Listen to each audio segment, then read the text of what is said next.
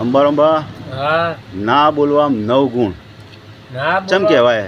ના બોલવામાં નવ ગુણ કહેવાય કે જે મોણ જોણતો વેણતો ના હોય ને ટપકી પડે ને વચ્ચી ઝઘડામાં હા અને બોલી નાખે ને તો પેલો કે બુડા તને બોલતા ના આવે ને તું કા વચ્ચી પડ્યો ખોટું બોલી ગયો તું તું વચમાં. વચ્ચી પડાય જ નહીં તારે ઝઘડામાં તને કોઈ વ્યવહારની ખબર ના હોય ને તું આઈને બોલું જો તો ના ચાલે જતો રે ઘેર હા ને કા તને એ પ્રસાદ અને પડશે બીજો કે કલ્યા તું ના બોલ્યો તો તાર સારું, તું ના બોલવામાં નવ ગુણ. તારે કરો કે બોલવું પડે. વચ્ચી જઈને હું કા બોલવું હા. પડે આવડે અને નહીં પેલી કોઈ છોડીને પછી શું કર્યું?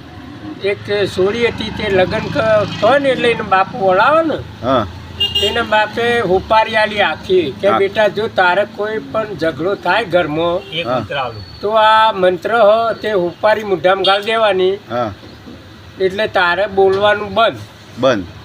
તું બોલે નહીં એટલે ભાઈ તારો ઝઘડો થયો જ નહીં. ઝઘડો હા બોલે જાય પેલા ગમે એટલો ડુંગાળો નાખે હા, હા. તોય પણ તણખા ઘરે જ નહીં. જો હોમી તું બોલે તો તણખા ઘરે અને એ બંધ થઈ જાય એટલે પછી હોપારી કાઢી કાઢીને પછી દેવાય. પોણિયારે મેળી દેવાની. અને જ્યારે પાછો ઝઘડો થાય ત્યારે તારે પાછી હોપારી મૂઢા મૂકી દેવાય. જ્યારે ઘરમાં કોઈ પણ ના અંગાથી બોલવાનું થાય ને બેટા તાને આ તારા મોઢામાં મિલ દેવાની ઉપાડી એટલે હોમમાં ગમે એવું બોલી તોય કશું ઝઘડો થાય નહીં. એટલે ના બોલવામાં નવ ગુણ ઈમો કીધા. હા ના બોલવામાં નવ ગુણ.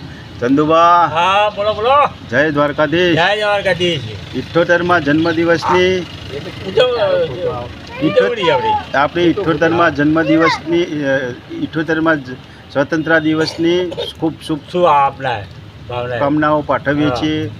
જય દ્વારકાધીશ. જય દ્વારકાધીશ. અમારો વિડીયો ગમે તો લાઈક કરજો, શેર કરજો. સેવ કરજો.